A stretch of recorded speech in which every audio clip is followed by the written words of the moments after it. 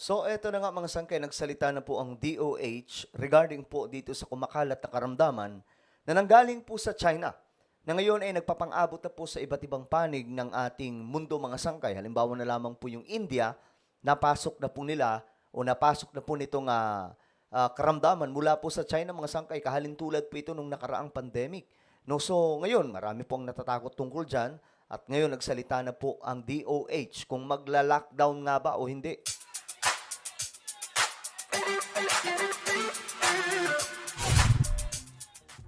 Alright guys, kamusta po kayong lahat? Mula sa Luzon, Visayas, Mindanao, Sabah at maging sa ating mga kababayan na nasa iba't ibang bansa. Shoutout po sa lahat. At ito, magbibigay lamang po tayo ng update mga sangkay regarding po dito sa HMPV. Okay, na ito po yung kumakalat ngayon or epidemya mga sangkay doon po sa bansang China. Kamakailan lamang mga sangkay, kung napanood niyo po yung vlog natin, pinakita ko po sa inyo na totoo nga po mga sangkay kasi sa international media, makikita po ninyo talagang totoo na mayroong problema ngayon doon po sa China regarding po dito sa HMPV. At mamaya mga sangkay, papakita ko rin po sa inyo. At ngayon, nagsalita na nga po yung DOH kung kinakailangan nga bang mag-lockdown regarding po dito, ano nga ba ang kanilang magiging solution. Well, anyway, bago tayo mag-umpisa, no, pakisubscribe po muna yung ating YouTube channel. Congratulations po pala sa ating lahat. Tayo na po ay 1.4 million subscribers. Narating na po natin ang 1.4 ng ganun po kabilis. Ibig sabihin, nadagdagan po na tayo mga sangkay ng 100,000 na mga sangkay dito sa YouTube. So, sa mga hindi pa po nakakapag-subscribe dyan, road to 2 million subscribers na po tayo. Kung gusto nyo mapabilang sa dumaraming mga solid sangkay, ang gawin nyo lamang mga sangkay, i-subscribe nyo po itong ating YouTube channel. Makikita po sa baba ng video na to yung subscribe button. Pindutin nyo po yung subscribe, tapos pindutin nyo po yung bell at pindutin nyo po yung all. Okay? Ganun lamang po kadali. So, sa mga nanonood po pala sa Facebook, i-follow nyo po yung ating Facebook page. Shoutout po sa lahat ng mga solid sangkay. Ngayon, ito na mga sangkay. Tingnan po natin. Ayan, nagsalita po yung DOH kung kinakailangan na nga ba magdeklara ng lockdown o hindi pa. Kasi, totoo pong kumakalat. Ito, i-search po natin. No? Gusto ko pakita sa inyo mga sangkay. Yung ebidensya na kumakalat nga po ito. Ito, hanapin po natin. HMPV. Sobrang daming balita na ito mga sangkay ngayon. Gusto kong makita po ng lahat na ito ay totoo. Ayan,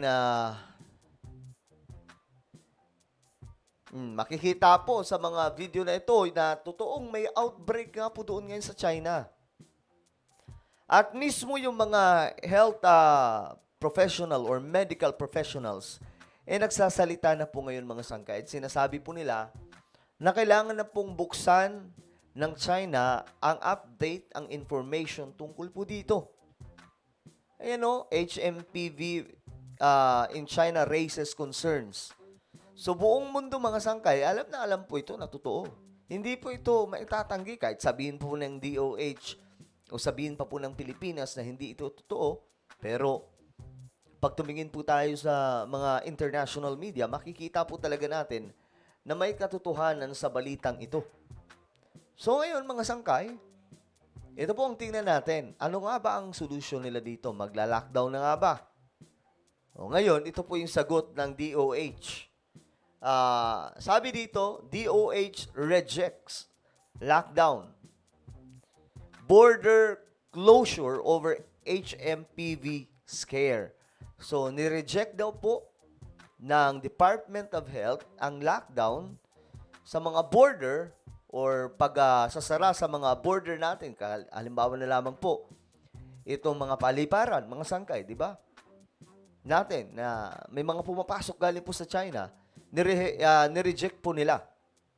Sabi po dito, hindi na kailangan magpatupad ng lockdown at isara ang border ng bansa dahil sa mga ulat ng outbreak nitong HMPV doon sa China.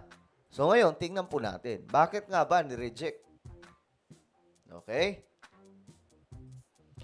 The Department of Health on Wednesday said there was no need to implement lockdowns or close the country's border over reports of an outbreak of HMPV in parts of China. So, ulitin ko mga sangkay, kasi may mga nagkokomento, sinasabi po nila, andito kami sa China, wala naman ganyan dito. Tandaan po natin, malaki po ang China. Malaki pong bansa ang China. At hindi po lahat ng lugar ng China itinamaan. Kaya nga po sabi po dito, parts or some parts of China ang tinamaan ngayon. At marami pong ebidensya. Ito nga, pinakita po natin itong mga sangkay. Ayan po, binabalita po yan sa international. Marami po ang nagkukomento regarding dyan, so hindi po maitatanggihan. Ngayon sabi po dito, HMPV cases have reportedly surged among young people in northern parts of China in recent weeks. So mga sangkay, doon po pala ito sa northern part ng China, okay? At major cause mga sangkay, very common, panlalamig at pagkakaroon po ng lagnat. Yun po yung kadalasan mga sangkay na parang normal, no? Parang normal lamang po siya nakaramdaman na tumatama. Pero ito pala ay galing sa HMPV. Sabi dito, hindi dinideny ng bansang yun na meron silang pagtaas ng cases nila. Oh. Pero nung una, dininay nila. 'Di ba? Nung unang pumutok ang balitang yan, ang dami pong sinabi po kaagad nila, fake news. Pero kalaunan mga sangkay, umamin din na totoo pala. O ngayon, sabi dito, hindi dinideny ng bansang yun na mayroon silang pagtaas ng cases nila. Pero kapag i-compare na, pero kapag ini-compare sa kanilang bilang noong 2023, mas mababa pa rin. Okay. So, parang itong ganitong klaseng statement, pampakalma. Para hindi po magpanik yung lahat kasi marami po nagpapanik dahil natatakot po sila tungkol dito. HMPV is a seasonal infection occurring in the colder months. It causes in okay. So ito daw po mga sangkay ay seasonal lamang. So yun po yung paliwanag nila. Hindi ko alam kung paniniwalaan nyo ito mga sangkay, pero ito yung kanilang paliwanag. Sabi dito, yung HMPV hindi siya parang COVID dahil hindi siya bago. Ito pong HMPV, sabi dito, 2000 pa po siya kilala ng Dutch researchers sa Netherlands at na-detect siya sporadically. Okay? Tapos, last year, the Philippines detected, meron din daw pong 284 na tinamaan. Kilala natin si HMPV, hindi natin kailangan isara ang borders natin at hindi siya kumakalat kahit nandito siya. Ito po yung paninigurado mga sangkay.